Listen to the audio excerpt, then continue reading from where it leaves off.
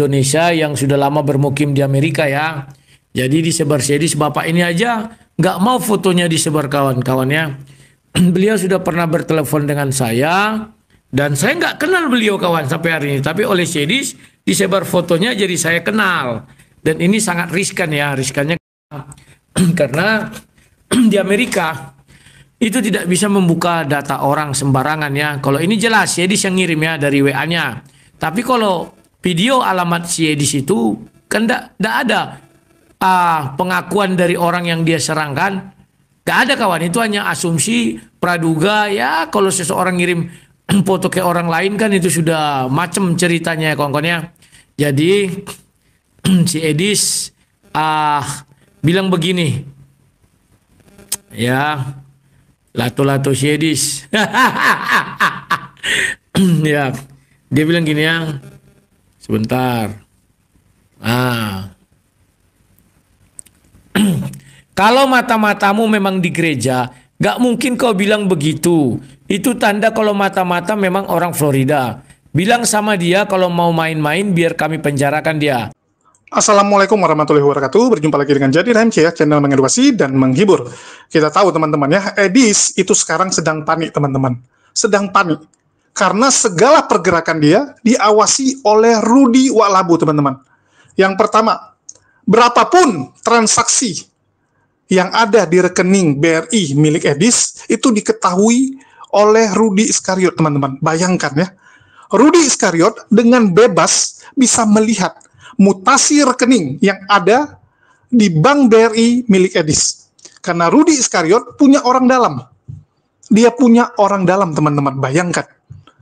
Dan stresnya Edis karena dia tidak bisa melaporkan bank BRI. Padahal teman-teman, kalau Edis melaporkan pihak Bank BRI dijamin gol itu teman-teman. Yang pertama, Bank BRI wajib ya menyampaikan permohonan maaf karena kelalaian mereka sehingga ada karyawannya, ada oknum karyawannya yang melakukan tindakan seperti itu.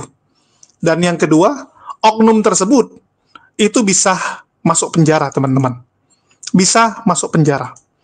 Tetapi mereka tahu, oknum tersebut dan Rudy Iskariot tahu bahwa Edis tidak mungkin bisa melaporkan mereka. Edis tidak berdaya untuk melaporkan mereka. Kan nggak mungkin Edis pulang ke Indonesia untuk melaporkan oknum pegawai Bank BRI tersebut. Karena polisi pasti langsung menangkap Edis. Memang sampai detik ini, Edis belum ditetapkan menjadi tersangka ataupun DPO ya teman-teman. Dan sekali lagi, ini adalah strategi dari pihak kepolisian yang sudah belajar dari kasus Saifuddin Ibrahim. Karena begitu polisi mengatakan Edis jadi tersangka, Edis jadi DPO, maka berita tersebut bisa dipakai oleh Edis untuk permohonan suakanya di Amerika. Edis akan sesumbar. Edis akan mengatakan bahwa dia terancam kalau pulang Indonesia karena dia akan ditangkap untuk tindakan yang sebenarnya di mata pemerintah Amerika itu bukanlah tindakan kriminal. Edis akan bacot, saya membela Kristen yang terzolimi dari Islam gitu kan. Apalagi kita tahu banyak pegawai-pegawai di pemerintahan Amerika yang Islamophobia juga. Kan begitu, Islamophobia juga. Jadi begitu dia sampaikan, Pak, saya kalau pulang dipersekusi sama orang Islam begini-begini, saya bela Kristen gini, pasti akan ada yang tertipu. Kan begitu. Untuk itulah pihak kepolisian lebih memilih diam. Lebih memilih diam, teman-teman. Padahal tidak mungkin. Ya, tidak mungkin pihak kepolisian tidak tahu mengenai hal ini. Nggak mungkin. Apalagi Edis sangat viral, teman-teman. Sangat viral. Ini yang teman-teman harus tahu ya. Dan karena saking depresinya Edis sekarang, dia mulai membabi buta. Mulai melakukan blunder-blunder karena panik. Orang kalau panik, teman-teman, itu sering tindakannya blunder. Salah satu adalah pernyataan dia tentang kekristenan yang jelas-jelas blunder. Penyalipan rancangan iblis. Terus mengatakan Yesus bukan Tuhan. Keceplosan dia. Keceplosan. Dan nggak bisa ditarik lagi. Kalau dia tarik, artinya dia mengakui dia tolol. Nggak mungkin dia tarik. Mau nggak mau dia lanjutkan omongan tersebut dengan segala dalil yang dia buat. dengan segala alasan yang bisa dia buat. Itu yang terjadi. Dan kali ini Edis kembali ya teman-teman, melakukan hal-hal yang menurut saya sangat blunder. Dia geram, rekeningnya diawasi Rudy Yones. Pergerakannya di Amerika juga diawasi oleh orang yang menurut Edis adalah bawahan atau suruhan dari Rudy Yones. Dan Edis sudah mendapati pelaku tersebut, yang dia sebut sebagai bapak botak dari Florida, kan gitu kan? Dan Edis memamerkan foto tersebut, mengatakan ini ya orang suruhan kamu. Jadi Edis ini sekarang lagi suka sekali pamer-pamer foto orang, teman-teman. Lagi suka sekali menarik sebanyak mungkin orang. Dan ini cukup mengejutkan. Jadi banyak sekali orang-orang yang ikut jadi terlibat, teman-teman. Edis mengatakan dia berhasil menangkap pelaku yang mendatangi tempat dia, mendatangi rumah dia, yang merekam rumah dia, yang ternyata itu adalah penonton dari Rudy Walabu. Berasal dari Florida, teman-teman. Dan bapak ini, menurut keterangan Rudy Walabu, tidak terima fotonya disebarkan. Dan ya akan membuat perhitungan lah. Jadi bapak botak ini akan membuat perhitungan dengan Edis. Dan Edis tentu saja tidak mau kalah. Dia mengancam balik akan memenjarakan bapak botak tersebut. Karena sudah memata-matai dia, sudah melanggar privasi dia. Karena memang kalau ada pelanggaran privasi, kita bisa laporkan orang. Ada privasi kita yang dia langgar, itu bisa dilaporkan. Yang penting ada buktinya. Tetapi yang jadi masalah, bapak tersebut warga Amerika secara resmi, Edis statusnya masih wisatawan. Status dia tuh masih wisatawan sampai sekarang. Visa yang dia pakai adalah visa wisatawan. Jadi bagaimana mungkin dia melaporkan orang Amerika kepada kepolisian Amerika? Kan konyol juga gitu. Dan ada statement Rudy Iskariot yang jelas adalah kebohongan ya. Di sini saya menilai secara objektif tentunya. Kalau dia bilang bapak ini tidak terima fotonya disebarkan, yang jadi masalah menyebarkan foto lewat WhatsApp kepada teman atau kepada orang itu bukan pelanggaran undang-undang, teman-teman. Kecuali Edis tampilkan ini di publik. Dia live-kan, ini ya, bapak ini, nama ini, kurang hajar si botak ini gitu. Memata-matai saya, itu nggak boleh. Tapi Edis hanya mengirim kepada Rudy Iskariot dan isi pesannya adalah mengkonfirmasi, mempertanyakan, kan gitu. Memastikan bahwa itu adalah orangnya Rudy Iskariot. Ingin mengatakan bahwa orang kamu ini sudah saya tangkap nih. Udah kepergok nih, ketangkap basah nih. Kan seperti itu. Dan bukan hanya itu ya. Edis ini sekarang, waduh, kacau teman-teman. Tapi kita dengarkan dulu ya, sebelum kita komentari lagi. Kawan-kawan, pagi hari ini saya dikirimi Edis sebuah foto. Foto tersebut adalah foto warga negara Amerika dan saya sudah konfirmasi kepada warga negara Amerika tersebut, dia tidak setuju foto dia disebar-sebar si Edis. Ya, nah si Edis dia ini mau melaga semua orang dengan Dewi Bulan. Orang tersebut mau dilaga si Edis dengan Dewi Bulan biar dia bisa mendapat keuntungan ya. Bentar ya. Ini si Edis mau memenjarakan orang Florida ya. Dia aja pendatang haram. Ini ya. Ini ku buat ya Dis. Tenang kau. Aku udah WA dia, nonton kok. Oh, aku WA lagi ya. Aku live. Nonton kau. Kita buktikan siapa yang sanggup memenjarakan siapa. Oke, kita lihat ya. Ini Sedis. Dikirimnya sebuah foto. Mana yang bagus ku kirim? Oh, ini nggak kelihatan namanya. Nah, ini. Edis bilang gini, Cece Rudy Iskariot panik. Tanyain Ruth sama suruhanmu di Florida, kenal nggak sama orang ini gitu. Ya. Jadi kawan, bapak ini beliau adalah orang Indonesia yang sudah lama bermukim di Amerika ya. Jadi disebar-sedis bapak ini aja nggak mau fotonya disebar kawan-kawannya. Beliau sudah pernah bertelepon dengan saya dan saya nggak kenal beliau kawan sampai hari ini. Tapi oleh sedis disebar fotonya jadi saya kenal. Dan ini sangat riskan ya, riskannya karena di Amerika itu tidak bisa membuka data orang sembarangan ya. Kalau ini jelas sedis yang ngirim ya dari WA-nya. Tapi kalau video alamat sedis itu kan tidak ada pengakuan dari orang yang dia serangkan. Gak ada kawan, itu hanya asumsi praduga ya. Kalau seseorang ngirim foto ke orang lain kan itu sudah macam ceritanya ya kawan-kawan ya. Jadi si Edis bilang begini ya, lato-lato si Edis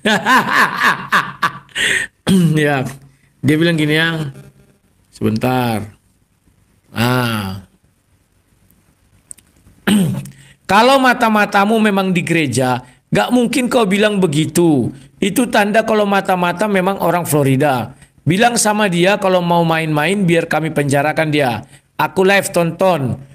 Kau kita buktikan siapa yang sanggup memenjarakan siapa. Ya, Seri sudah menantang bapak ini dan juga menantang Dewi Bulan ya. Kita lihat nanti siapa yang berani memenjarakan siapa.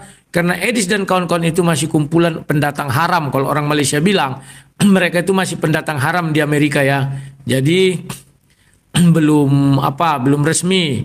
Nah kawan-kawan, Sedis itu yang menyebar-nyebar data rekening dia disebarkannya, data alamat dia disebarkannya, data pendidikan dia disebarkannya. Dia ini bermuka dua kawan ya. Kenapa? Biar kalian merasa iba dia terintimidasi. Enggak, dia sengaja menyebarkan itu kawan. Nah sekarang dia kan sudah ketar-ketir ini dihina Dewi Bulan bahwa dia adalah pengemis bersertifikat internasional. Kayaknya dia nggak terima ya. Tapi memang fakta kawan bahwa si Edis itu pengemis bersertifikasi internasional.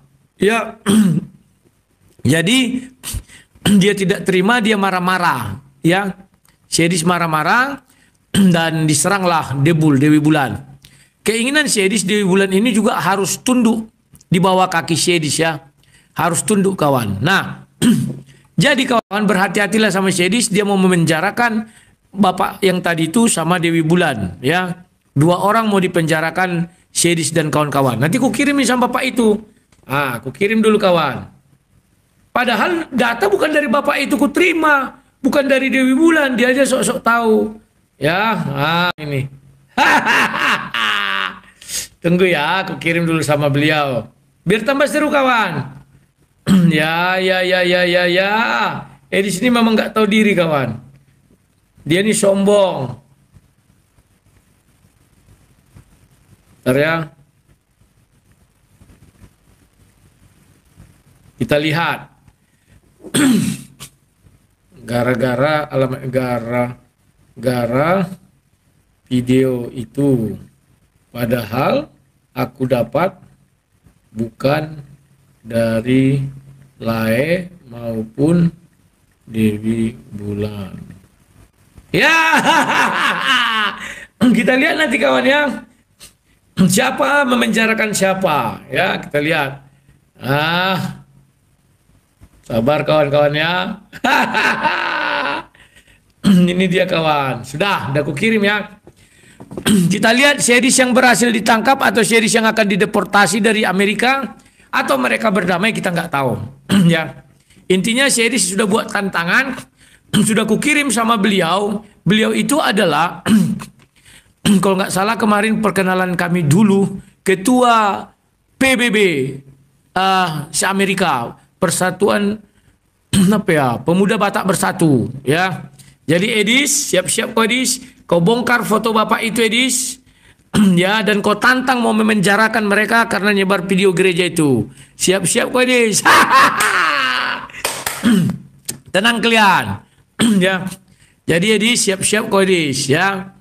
Bukan Ucil melawan si Edis sekarang, enggak. Ucil itu sudah tidak berdaya dibuat si Edis. Kenapa? Karena dia di luar negeri. Karena dia di luar negeri suka-suka hatinya aja menghujat. Bagaimana menangkap? Sekarang lawan dia karena nggak ada lagi lawan. Kristen itu oten-oten diserang dia. dengan pernyataannya Yesus bukan Tuhan, Yesus punya Tuhan. Baru yang terakhir apa dia bilang itu? Bahwa salib itu rencana iblis, rancangan iblis. Ini sangat-sangat berbahaya kawan. Ya, saya berkata seadanya saja kawan. Paham kalian? Tidak mau saya tambahi, tidak mau saya kurangi. Dan dia menuduh membabi buta dan langsung mengatakan mau memenjarakan bapak yang tadi yang nggak ada rambutnya itu sama Dewi Bulan mau dipenjarakan kawan. Kita lihat siapa yang berani memenjarakan si Edis atau bapak itu. Kita lihat ya. Edis itu masih pendatang haram di sana kawan. Sementara bapak itu dan Dewi Bulan sudah. Kita lihat ya. Edis itu masih pendatang haram di sana kawan. Sementara bapak itu dan Dewi Bulan sudah warga negara Amerika. Pahami dulu. Edis bongkar foto bapak itu tidak mau kawan fotonya dibongkar dari dulu. Saya nggak kenal. Paham ya? Pernah bertelepon? Pernah. Paham? Nah ini. Si Edis ini mulutnya lincah. Karena dia apa? Sudah tidak ada lagi lawannya Ujlim karena dia menghujat bebas. Sekarang yang mau diserangnya Dewi Bulan. Kenapa serangnya Dewi Bulan? Sesama penghujat harus saling tendes. Paham ya? Oh, tunggu dulu. Apa namanya? Sebentar ya. Jadi kawan-kawan berhati-hatilah kalian sama Edis. Dia itu mau menyesatkan Katolik dengan Protestan. Dirubahnya menjadi prosetan. Hati-hati. Semua herder-edis. Sadarlah kalian bahwa kalian ini selama ini dosa. Kalian mengikut orang yang tidak percaya Yesus Tuhan. Lah apa gunanya ya kalau kalian ikut-ikut seperti itu, apa gunanya? Ya. Maka dari itu waraslah kalian sedikit aja, ndak usah banyak-banyak ya. Kalau banyak-banyak nanti kalian jadi gila juga kupikir. Karena namanya pengikut saya di sini kan rata-rata gila semua. Ya. Ya. Oh, tadi malam saya diskusi dengan siapa ya? Dengan Ki Ahmad. Fubal Bali sampai nengel kawan. Nah, sebentar lagi aku akan putarkan video Edis. Edis ini ngeri kawan ya. Ini sebenarnya video lama. Di mana dia menghujat Lai. Nah, ini kawan. Jadi orang-orang ini bukan aliran Kristen Tritunggal kawan. Hati-hatilah kalian. Intinya aku sudah ingatkan, berhati-hatilah kalian. Kalau kalian tidak berhati-hati, aku nggak tahu lagi kawannya. Kalianlah situ punya urusan ya. Ya. Yang penting aku sudah kasih tahu. Kalian tidak mau ya itu urusan kalian. Awas ya. Sebentar aku bukakan dulu. Apa tadi mau aku buka ya? Ini matikan dulu, suaranya menggema. Ini biar aku buka dulu ya, dari sini aja aku buka.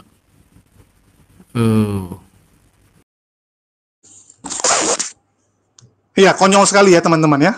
Jadi menurut Rudy Yohanes, Bapak ini juga tidak akan membiarkan perbuatan Edis ini. Ini agak konyol gitu. Bapak ini komplain atas apa? Edis nyebarkan kemana? Edis cuman memberitahukan Rudy Iskariot bahwa orangnya sudah kepergok. Dan secara tidak langsung, Rudy Iskariot mengakui bahwa dia punya hubungan dengan Bapak botak tersebut. Betul nggak? Buktinya, Rudy langsung tanya sama Bapak botak tersebut, apa benar Anda sudah ketangkap basah? Kan gitu. Betul nggak? Jadi Edis ngirimin WA kepada Rudy Iskariot. Kan alurnya gitu. Dengan mengatakan, nah ini kan orang suruhan kamu ya, sudah ketangkap basah. Terus apa yang dilakukan Rudy Iskariot? Dia WA kepada Bapak tersebut. Dia hubungi Bapak tersebut untuk menanyakan apa benar Anda ketangkap basah. Betul tidak? Nggak mungkin kan secara kebetulan Bapak itu WA kepada Rudy Iskariot. Ya, tiba-tiba Bapak itu WA Rudy Iskariot. Untuk apa? Untuk apa kan gitu? Jadi jelas, memang Rudy Iskariot punya hubungan dengan Bapak botak ini. Apakah Bapak botak inilah yang disuruh Rudy Iskariot untuk ngecek rumah Heri Tarigan, rumah Edis, rumah Sofiatul sembunyi? Kita nggak tahu. Kalau untuk hal ini kita nggak tahu. Tapi yang pasti Bapak botak ini sama Rudy Iskariot itu temanan. Punya nomor. WA-WA-an. Kan gitu. Ini yang teman-teman harus tahu ya. Dan sekali lagi, selama Edis tidak menyebarkan ke publik, terus ngata-ngatain yang aneh-aneh, itu nggak masalah. Ya. Nggak masalah teman-teman. Kecuali foto tersebut memang ada di Facebook, di Instagram, itu boleh kamu ambil. Tapi kalau kita lihat foto tersebut, itu kan foto yang diambil oleh Edis lewat HP-nya. Saat dia kepergok bapak itu, dia foto bapak itu. Dari ekspresi wajahnya kan terkejut bapak itu. Ini yang teman-teman harus tahu. Dan ya, dikatakan bahwa Edis akan melaporkan bapak tersebut. Dan ini hal konyol. Hal konyol. Memang Amerika sangat menjunjung tinggi privasi, teman-teman. Anda masuk ke halaman orang, Anda bisa kena tangkap. Bahkan kalau dia tembak kamu, dia tidak bersalah. Karena kamu sudah masuk pekarangan dia. Sebegitunya Amerika. Senjata itu boleh digunakan di dalam pekarangan rumah lo. Di rumah kamu boleh. Apalagi kalau ada orang yang kamu anggap mengancam, itu kamu tembak. Cuman yang jadi problem, teman-teman, ya, yang jadi problem di permasalahan ini, privasi apa yang sudah dilanggar, kan gitu. Privasi dari Edis apa yang sudah dilanggar oleh bapak botak ini. Sehingga Edis mau melaporkan bapak ini.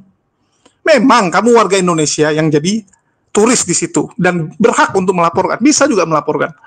Tapi apa mungkin kepolisian Amerika akan membela orang Indonesia yang jadi wisatawan dibandingkan dengan orang lokalnya? Yang jelas-jelas membayar pajak tentunya ya. Kalau warga lokal pasti membayar pajak, apalagi punya kerja dan sebagainya. Dan menurut Rudy Iskariot, yang menyebarkan data itu adalah Edis sendiri yang menyebarkan data dia. Dengan tujuan apa? Supaya dia bisa mengibah. Supaya dia bisa mengarang cerita sedih. Atau bisa jadi sengaja. Supaya para begoders-begodersnya, para pendukungnya makin cepat transfer. Kan seakan-akan udah kejepit nih. Cepat-cepat. Sebelum rekening ini diblokir. Bulan depan mau diblokir. Sekarang transfer. Yang seharusnya bulan depan ditransfer atau 2 bulan lagi, otomatis pendukungnya kan akan panik. Waduh, gawat nih gitu kan. Saya mau dukung Edis, tapi tunggu gajian dulu. Saya tunggu bonus. Saya tunggu tanah saya laku 2 bulan lagi. Tapi karena Edis bilang, secepatnya, karena rekening ini sudah mau diblokir, rekening ini sudah ketahuan. Ya sudahlah, saya hutang sana-sini. Nggak apa-apa. 2 bulan lagi ada uang saya cair. Saya hutang dulu demi Edis. Saya hutang dulu. Daripada nanti rekening itu nggak bisa dipakai lagi.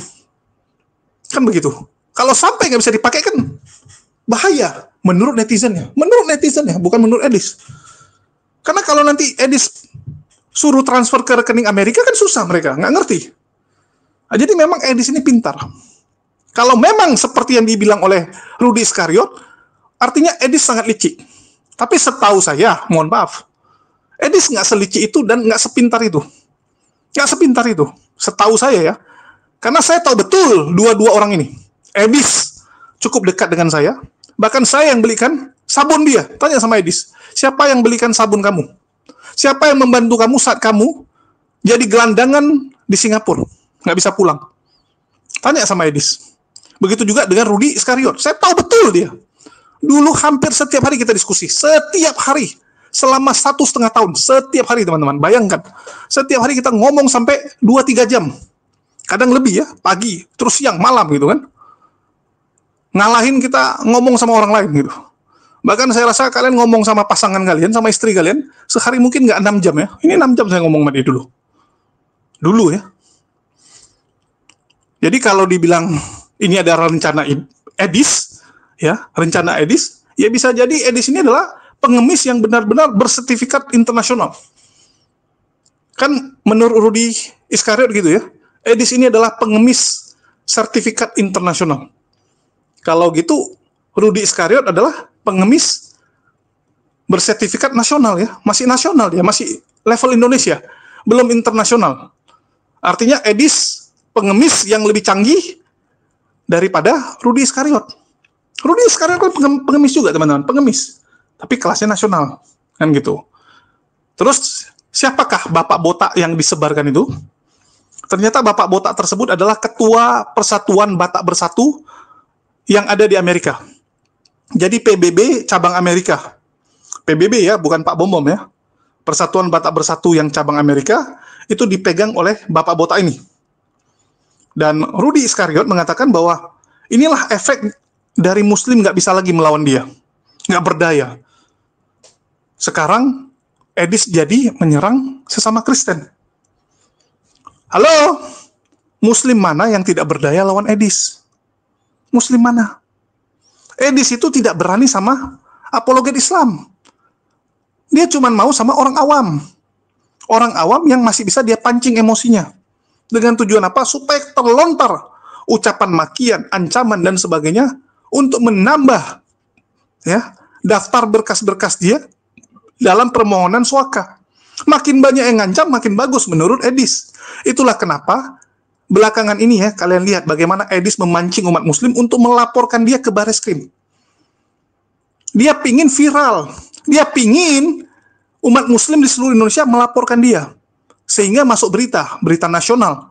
Nanti bisa dipakai untuk permohonan suaka. Itulah saya minta teman-teman ya, tahan diri. Karena saya lihat udah mulai ada beberapa ustadz, pemuka agama Islam ya, tokoh-tokoh yang mulai kepancing dengan Edis. Mau melaporkan Edis secara besar-besaran. Jangan. Polisi tahu kok. Polisi ada model A. Ya. Untuk kasus-kasus seperti Edis, tanpa pelaporan pun polisi bisa ciduk. Model A kok. Membuat keonaran. Kan gitu. Edis sekarang disebut apa? Menyerang sesama Kristen, menyerang Dewi Bulan, menyerang si kepala botak. Padahal dia pendatang ilegal. Dewi Bulan sama Bapak Botak orang resmi, orang Amerika. Ya. Pemilik ID Amerika. Dan Edis mengajarkan ajaran pro-setan. Ya. Menyerang sesama penghujat, padahal sama-sama penghujat. Dia sama Dewi Bulan sama-sama penghujat. Ngapain saling serang, kan lucu gitu. Ya, itulah kalian. Tetapi di sini ya, saya akan tampilkan satu lagi. Kalau yang Bapak Botak itu kan di WA kepada Rudi Iskariot. Nah, kalau ini Edis langsung tampilkan di muka publik. Di mana orang ini yang ditampilkan ya, itu berhak keberatan. Dan sekali lagi, orang yang ditampilkan ini kalau benar ya, itu adalah seorang tentara bernama Mukromin. Ya, Mukromin dari Yonif 320 Pandeglang. Dan ini videonya ya sengaja digoreng, ingin diviralkan oleh Edis gitu kan. Supaya apa? Supaya nanti dia akan jual kepada pihak pemerintah Amerika saat permohonan suakanya bahwa ada tentara Indonesia. Bayangkan, tentara Indonesia pun mengancam saya kan gitu. Dia akan bacot seperti itu. Tentara Indonesia pun sampai mengancam saya gitu. Nah, kita dengarkan dulu lah. Ya, teman-teman sekalian, hari ini kita siarannya rada-rada pagi karena kita ada pembahasan tentang satu orang ini. TNI AD. TNI AD loh. Saya heran gitu. Emang kalau TNI terus gimana? Terus kenapa gitu loh? Kita bangga dengan Tentara Nasional Indonesia. Bangga. Tapi tentu saja tidak orang seperti ini. Yang bahasanya sangat-sangat Islami. Ya. Nanti kita akan tunjukkan. Sabar, tenang. Makanya ikutin terus ya. Kepada seluruh penonton Edis TV ya. Kepada teman-teman yang suka merepost atau mengupload ulang, teman-teman silahkan. Boleh disebarkan dan di-repost ulang. Begitu ya. Nah teman-teman sekalian, kita tahu ya dalam diskusi antara Islam dan Kristen ini memang ada sebuah sebuah lika-liku begitu. Tetapi tentu saja yang kita harapkan itu masih ada dalam koridor. Begitu. Harusnya masih ada dalam koridor. Ketika kita berdebat, ketika saya sebagai orang Kristen mendebat Islam ataupun sebaliknya Islam mendebat Kristen, itu seharusnya masih ada koridor-koridor yang harus kita turuti. Begitu. Nah, jangan sampai diskusi atau debat antara Islam dan Kristen itu dikotori oleh orang-orang seperti ini. Ya, yang TNI angkatan darat loh ini, hati-hati kamu angkatan darat ini. Kebal hukum nih angkatan darat, nggak mempan, nggak mana. Kebal hukum. Begitu. Nah, teman-teman mau tahu begitu ya. Teman-teman mau tahu apa yang dia katakan. Jadi orang ini, teman-teman, ketika dia melihat saya begitu ya, ketika dia melihat saya berorasi begitu ya tentang agama Islam, tentang Muhammad yang kena sihir, Muhammad yang menikahi anak di bawah umur, Muhammad yang menyuruh minum kencing onta, Muhammad yang menyuruh menyusui pria dewasa. Ketika saya katakan begitu, banyak orang panas kemudian mengeluarkan kata-kata yang fitnah. Padahal apa yang saya katakan itu benar. Benar, yang saya katakan itu benar.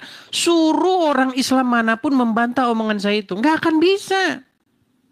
Membantah omongan Edis TV ketika berbicara Islam sama dengan membantah Allah SWT. Iya, gimana kamu tuh? Ketika saya berbicara tentang agama Islam, kalau kamu mau bantah saya, itu kamu seperti membantah Muhammad. Tidak ada saja kamu. Kalau memang kamu mengeluarkan argumen-argumen begitu, ya tidak masalah selama argumen kamu itu berdasar. Nah, jangan mengeluarkan argumen seperti orang ini namanya sebentar, namanya ini. Teman-teman silakan ya kalau teman-teman mau post ulang di mana. Nih. Nama aslinya ini adalah Mukromin. Nah, ini Mukromin, anggota TNI Angkatan Darat. Angkatan Darat loh, Angkatan Darat loh.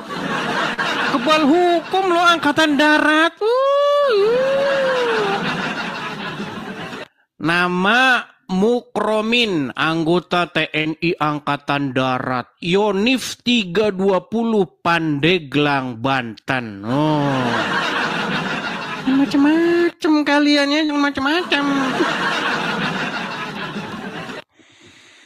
Nah, apa yang dia katakan? Nah, dia ngomong apa ini ya? Saya balik dulu kamera saya.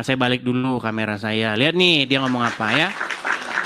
Perhatikan, apa statementnya? Perhatikan. Jadi yang namanya Mukromin, ya, anggota TNI Angkatan Darat, Yonif 320 Pandeglang, Banten. Nah, dia inbox saya itu udah tanggal 7 Mei yang lalu, udah lama ya, 7 Mei yang lalu, udah lama banget. Dia bilang begini, agama sampah itu adalah karesten dan seterusnya itu, kelihatan ya. Nah, kemudian dia inbox lagi kemarin, ya kan? Tidak cukup dia menginbox, dia inbox lagi. Oh, berarti orang ini kayaknya memang mau cari viral. Nah, diviralkan lah. Iya, begitu ya. Kopassus loh. Bagaimana mungkin seorang anggota TNI, seorang Kopassus, itu ikut-ikutan diskusi lintas agama? Kau uruslah kerjaanmu. Gimana kok ngurus-ngurusin yang begini ya? Nah, apa fitnahnya dia? Perhatikan apa fitnahnya dia. Nah, jadi orang ini mengatakan yang seperti ini, teman-teman. Ya, ini ininya. Kalian baca sendiri nih ya. Silakan kalian baca sendiri. Perhatikan, nih saya kasih tunjuk kepada kalian. Nanti kalian rapikan sendiri ya videonya. Dan silakan kalian upload di Facebook, di mana-mana ya. Ini adalah omongannya dia. Nah ini, lihat nih. Ini adalah bahasa-bahasa orang Islam yang atit-hati. Itu apa namanya akunnya dia itu. Cuman sama dia udah di private. Ketakutan dia. Udah di private sama dia. Dia ngomong apa tuh? Setelah, nah ya. Pergi dari situ, ia melihat seorang bernama Matius duduk di rumah cukai. Berkata kepadanya, ikutilah aku biar bisa bermesraan. Maka berdirilah Matius mengikuti dia lalu menyerahkan kemaluannya. Lihat nih, Ini makanya saya bilang inilah kerjaan anggota TNI Angkatan Darat yang ini. Inilah kerjaannya ini nah ini anggota TNI loh. Anggota TNI. Heran saya. Tapi teman-teman, saya mau sampaikan begini, pesannya begini. Bang Edis, apa pesan Bang Edis? Gini pesan saya. Saya balik dulu kamera saya, Begini. Pesan saya begini teman-teman. Debat atau diskusi antara Islam dan Kristen itu menjadi satu mata diskusi, suatu topik diskusi yang bagus, yang hangat, yang layak untuk diperbincangkan. Iya. Debat Islam Kristen itu menjadi satu materi yang sangat menarik. Ya. Sebagaimana menariknya debat-debat politik.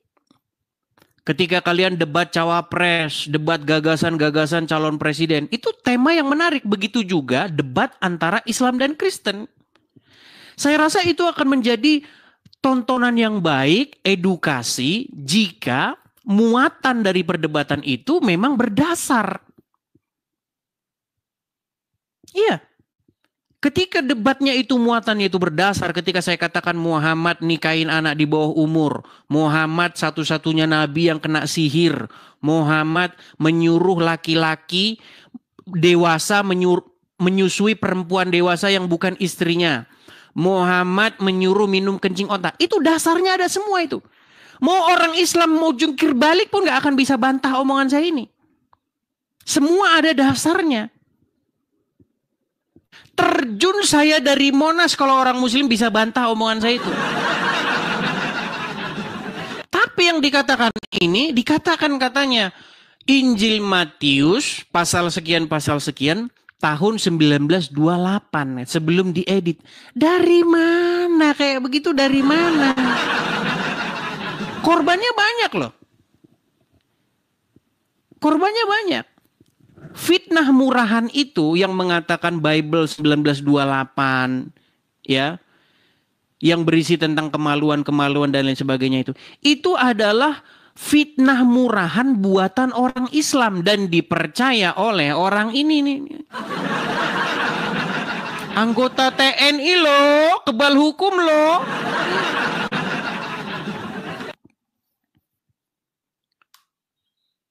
Nah, yang saya maksudkan begini teman-teman. Itu kan bukan lagi diskusi namanya. Itu bukan lagi debat namanya. Tapi sudah merujuk kepada hujat fitnah. Itu sudah tidak sehat lagi. Nah, orang-orang sampah seperti ini, masa ia masih duduk di prajurit yang sangat gagah berani? Buat apa? Ya, teman-teman sudah saksikan ya bagaimana Edis menampilkan foto seorang yang dia sebut sebagai tentara ya. Tentara. Sengaja dia viralkan. Kenapa? Untuk memancing Pak Mukromin ini sehingga marah. Pasti Pak Mukromin ini kan nggak terima gitu kan. Wajahnya dipampangkan, dia kata-katain dan sebagainya gitu. Sehingga nanti Pak Mukromin masuk, apalagi kalau sampai mengancam, open cam gitu kan, ini tentara ngancam saya. Dia akan menjadikan itu bahan lagi teman-teman, tambahan bahan untuk permohonan suakanya. Memang sengaja memancing gitu teman-teman, memancing. Ya, inilah kelakuan Edis itu teman-teman. Terus Edis mengatakan apa? Kapan dia menghujat? Kalau ada bukti bahwa dia menghujat, dia akan terjun dari Monas. Gimana caranya kamu terjun dari Monas? Pulang aja kagak berani. Apalagi terjun dari Monas. Betul nggak? Gimana caranya orang yang nggak berani pulang ke Indonesia berani terjun dari Monas? Halo? Pulang dulu, baru ngomong terjun dari Monas. Kan begitu. Alurnya kan begitu. Masuk dulu. Bagaimana mungkin kamu mengatakan, saya berani masuk ke dalam gudang itu. Ya, gudang yang ada di basement rumah tersebut. Tapi dia sendiri belum berani masuk ke rumah tersebut. Ya. Jadi ada tempat angker di basement rumah tua. Dia bacot-bacot berani, tapi ke rumah tuanya aja nggak berani. Udah selesai. Artinya kamu pengecut. Ya. Jangan kamu bacot-bacot. Kenapa nggak bilang, oh saya lompat dari Liberty gitu kan? Nah, mungkin bisa. Ya, buktikan, saya akan lompat dari Liberty. Sekarang standar siapa dulu kamu pakai? Karena apapun ceritanya, kamu nggak akan terima kamu disebut penghujat. Mereka ini kan selalu merasa apa yang mereka sampaikan adalah kebenaran. Yang mereka sampaikan adalah pembelaan iman Kristen. Padahal Yesus nggak pernah ngajarkan itu. Yesus nggak pernah bahas tentang Islam. Di Bible nggak ada tentang Islam. Betul nggak? Tapi kan nanti yang dia pakai adalah standar dia. Standar dia. Ah, enggak lah, saya nggak terima itu. Ya, saya nggak terima bukti itu. Loh, apa ini teman-teman? Inilah lucunya orang Kristen yang kita hadapi di medsos ini teman-teman. Saya nggak tahu ya, ini Kristen jenis apa yang seperti ini. Kristen jenis apa? Kalau Katolik enak. Dari gereja udah ngomong mereka akan terima. Kalau gereja bilang ini masuk kategori penghujat, ya udah mereka terima. Mereka nggak akan buat excuse sendiri. Beda sama Protestan ini gitu kan. Ya. Dan Edis berkali-kali menantang untuk melaporkan dia. Ya sekali lagi, jangan terpancing teman-teman. Tujuannya ya jelas supaya dia masuk koran Indonesia. Dia pingin dia masuk TV One seperti yang terjadi kepada Saifuddin maupun Paul Jang. Kan enak kalau seperti itu dapat suakanya. Betul nggak? Kalau cuman chattingan-chattingan ngancam, WA ngancam, pihak Amerika akan lihat, ini kamu buat sendiri. Ini kamu pakai HP yang lain, pura-pura ngancam. Kan begitu. Ini nggak benar ini. Ini temanmu yang naik nih ngancam-ngancam. Kamu suruh temanmu naik ke live kamu. Bisa kan? Pemerintah Amerika nggak akan terima begitu saja. Apalagi ini zaman Donald Trump. Ya, zaman Donald Trump akan lebih susah. Saya nggak tahu nih apa yang disampaikan oleh Edis ini benar atau tidak. Ya, apakah benar ada orang yang WA dia seperti itu? Dan sekali lagi teman-teman, kalaupun benar Pak Mukromin WA seperti itu, masalahnya Pak Mukromin menyadur apa yang ada di Bible 1928 tentang colok-colok keledai. Itu memang pernah ada cetakan seperti itu. Pernah ada cetakan Bible yang isinya seperti itu. Yang menurut gereja mereka kecolongan, entah kerjaan siapa gini kan. Entah tukang yang kerja di percetakan gitu kan, waktu mereka cetak Bible, kan zaman dulu belum ada komputer ya. Masih cetaknya manual. Ke percetakan, ya LAI ke percetakan minta dicetakan Bible. Entah karyawan di percetakannya gitu kan, iseng gitu. Udah diubah nih punya ayat gitu kan. Diubah ayat gitu supaya dilihat bahwa ini memang kitab yang mohon maaf hasil penyelidikan kan begitu, ingin membuktikan kalau Quran kan nggak bisa diubah-ubah. Ini dia coba tes ubah nih, sadar nggak mereka? Rupanya telat sadarnya teman-teman. Sadarnya entah kapan baru sadar bahwa ada ayat colok-colok keledai. Jadi kalau yang sebelah-sebelah ini selalu bilang, wah kami nggak boleh bahas Islam gini. Lah Yesus bahas Islam nggak? Yesusmu ada bahas Islam nggak? Paulusmu ada bahas Islam nggak? Di Islam kami ada pengajaran Nasrani, yang kami bahas Nasrani yang sudah nyeleweng. Ini kok jadi bletut ya. Jadi menyeleweng gitu. Sama seperti di kitab kalian ada membahas orang ahli Taurat. Ada nggak ahli Taurat? Dijelek-jelekkan nggak ahli Taurat di dalam Bible? Coba saya tanya, ahli Taurat dijelekkan nggak? Ini buat Kristen-Kristen yang masih bisa berpikir. Apakah orang Yahudi komplain? Kau ubah itu kitabmu ya, kitabmu menista kami, kurang ajar. Orang Katolik, orang Yahudi tahu itu urusan kalian kok. Itu pagar kalian di dalam internal kalian, nggak masalah. Ya, begitu juga dengan Islam, hargai dong. Bahwa di Islam ada membahas tentang Nasrani yang sudah mengubah-ubah. Dan kalian buktikan bahwa apa yang tertulis di dalam Quran itu benar. Nggak pernah bersatu padu. Selalu mengajak umat muslim untuk ikut tersesat juga. Pembuktian kan? Apa yang di dalam Quran semua terjadi. Terjadi teman-teman. Inilah luar biasanya Quran yang tidak mungkin bisa ditandingi ya oleh kitab-kitab karangan, ya kitab-kitab hasil penyelidikan. Itu yang mau saya sampaikan. Dan sekali lagi bagi teman-teman ya, terima kasih atas supportnya. sedikit pengumuman teman-teman ya.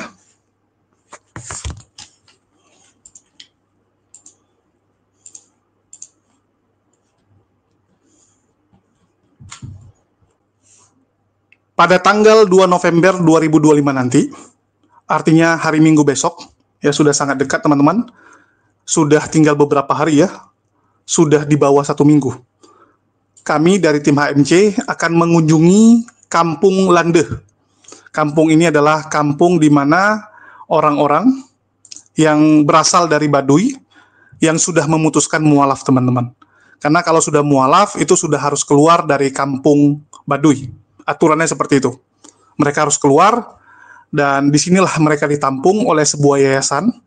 Ya, jadi yayasan ini adalah bukan milik lah ya, didirikan oleh salah satu netizen yang menonton video saya, yaitu Yayasan At-Taubah, ya, Yayasan At-Taubah 66 atau berapa lupa saya, pokok angka lah, ya kan begitu.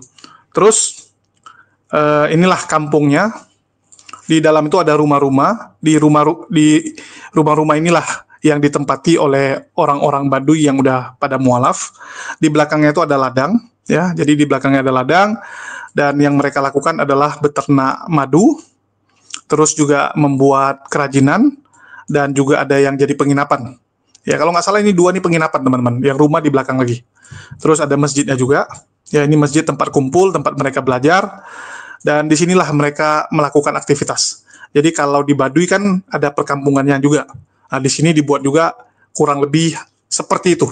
Ya, seperti itu. Cuman kalah rame. Kalau Baduy kan sudah sangat mendunia. Sudah sangat terkenal ya. Tapi mari kita support saudara-saudara mualaf kita ini. Ini tahun lalu saya ke sana teman-teman. Kalau teman-teman yang udah ikut saya dari tahun lalu pasti tahu ya. Saya bawa Bang Sincan, Bang Aang, sama Unirifa saat itu. Ya kita ke sini, terus kita juga ke Baduy luar. Ya, jadi kita akan ke situ lagi, di mana kegiatan kita adalah yang pertama memberikan tausiah penguatan akidah dan juga tentang tauhid kepada para mualaf dari keluarga Baduy ini. Yang kedua memberikan bingkisan sebagai tanda ya, tanda hadiah dari kita, bentuk kasih kita, ya kasih. Ya, jadi bukan hanya yang sebelah, ada kasih gitu kan. Tapi kita juga memberikan tanda cinta kita, cinta kasih kita kepada para mualaf yang kita atur ya. Jadi memang dari awal kita mintanya 30 orang. Jadi supaya yang kita bawa sesuai gitu kan.